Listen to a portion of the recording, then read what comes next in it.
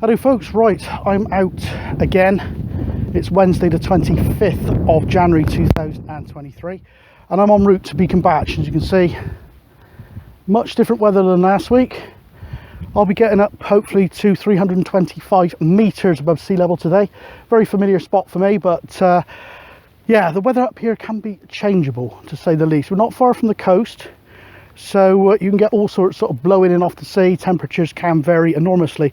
I think we're about 4 degrees, but very foggy. Not a lot of wind, hence the fog not clearing away. But yeah, pretty grim all the same. But once again, I'm out with a bunch of cheap kit to see if I can get any results with that aforementioned cheap kit. I've got a new battery, which is a lithium based one, so that lightens the load. But apart from that, it's more about the trek. It's not really about getting the contacts for me, all this type of stuff. It's more about self-motivation and all that type of thing, sort of challenge between me, myself and I, as opposed to getting loads of people in the logs or winning some sort of championship or whatever. So that for me is what this is all about. Apart from, I do enjoy, I say a lot of people like to go hill walking, but they get up to the top, touch the trig point and go back home again. Me, I like to get to the top with an additional challenge of setting up a CB radio station and getting to talk to some of the familiar people on the nets. Anyway, I better get a wriggle on, otherwise it's all going to be too late. Catch you probably en route or from the top. 104's got you there, 302. 104, okay, whereabouts are you, man?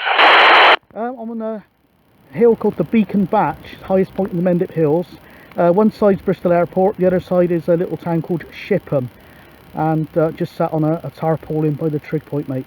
That's you. Gary, Charlie Tango, 104, key to you, sir. Thank you very much. How about it, Brian? 108, any copy on 104 today? Oh, I can hear you again today, Gary. Yeah, getting back out to the old-fashioned locations when I was young now, Brian. Back up on the Beacon Batch, highest point in the Mendips. There, mate, that's you. Any diode, I believe, on the Quantox. Any copy on Gary 104 Mendip Hills there, Tony? Cool, I should say so. Yeah, good afternoon, Gary. Trust you well. A little trick there for the wind noise. I just put a sock over the microphone because it is quite windy. Just sat on a tarp. And there we go. Hopefully you can hear this okay. Right, great net. There's a few more on this week, so that was good. Great to get Brian, Ian, Tony, Phil in the radio. So that's tip top. And yeah, reports come back that radio's a little bit quiet. I know the deviation's okay on it, but maybe that microphone, the microphone's 40 years old, he's not picking up too well. I've noticed that on recordings of that one he's a bit quiet, so I might try a different radio next time, or try a power mic, perhaps pick the audio up a bit, or I have checked the deviation's fine. Right, here's the, oh, they changed the plaque. Somebody must have nicked the plaque, I suspect. So there's the new plaque. 1972 to 2022. There we are. 325 metres. Highest point on the Mendip Hills. So there we are. Not much point doing a 360 because the weather's dreadful. Anyway, I'm going to pack down. I'm going to have a quick swig of coffee. Wind chill's quite nasty at the moment, but I'm not really feeling it. Fitness wise, no problem at all coming up here. Piece of piss, to be honest. So there we go. There we go.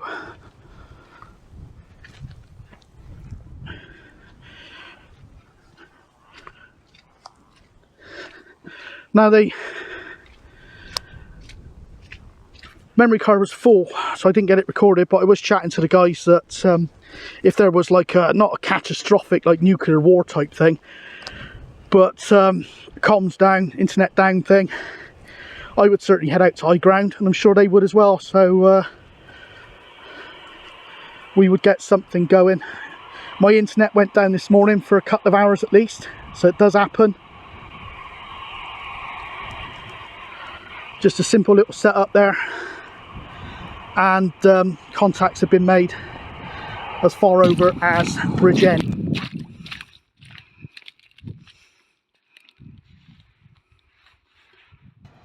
Wow, right, back unscathed. Bloody fog outside. It's a right pea super tonight. I'm not looking forward to the journey home, but actual fitness wise, I'm just enjoying one last slurp of coffee, but somehow I've managed to end up wearing most of it. Oh, yeah, I would say to test myself fitness wise, I would say that was probably too easy. So that's a good sign, okay? So wavering down last week, I was carrying a little bit more weight because I've gone over to the lithium battery now. But I did feel it for a couple of days, a little bit, but not too bad. But I must admit, I didn't strain too much going up the hills because I've got to be wary that I don't give myself a bloody heart attack. So that was completely easy. And I absolutely loved it. I loved every second I was up there in that bad weather. It was absolutely ace. It sounds odd, but we're all wired differently, aren't we? And I just absolutely love that type of thing. Anyway, so successful net once again. Say I'm going to change out that, well, I'll test it.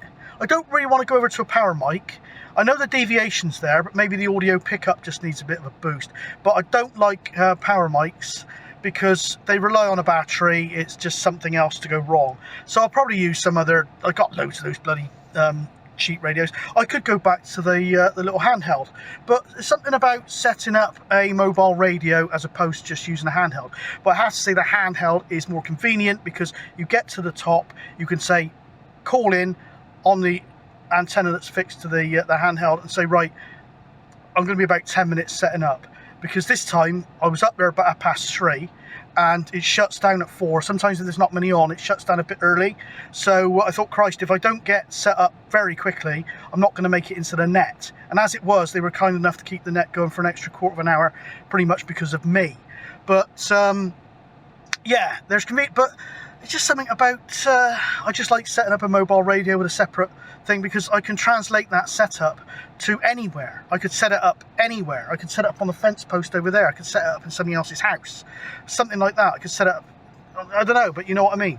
So yeah, it's sounding a bit wired, but I'm always that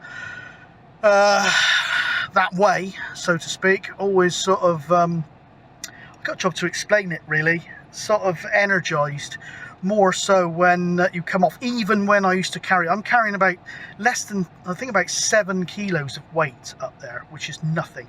In the past, I carried from here, when I put up a big station up there, I carried 36 kilos. I could feel my legs groaning underneath. I've even carried 32 kilos up the top of mountains in Wales. But there we go. But I am packing probably an extra 30 pounds in weight. So if you take the 30 pounds off and add it to the kit weight, the sort of core person, so to speak, is still able to carry the sort of weight, which is not bad since I'm nearly 55. So there we go. Anyway, I'm going to finish off that coffee. It's 5:30 now, so I don't like leaving vehicles at night unattended these days, because there's gangs of people going around and they just got a battery circular saw, not a circular saw, oh Christ, a brain freeze, you know what I mean, and they just cut straight underneath, zzz, zzz, and they're away with your catalytic converter. So yeah, 5:30, that'll do me.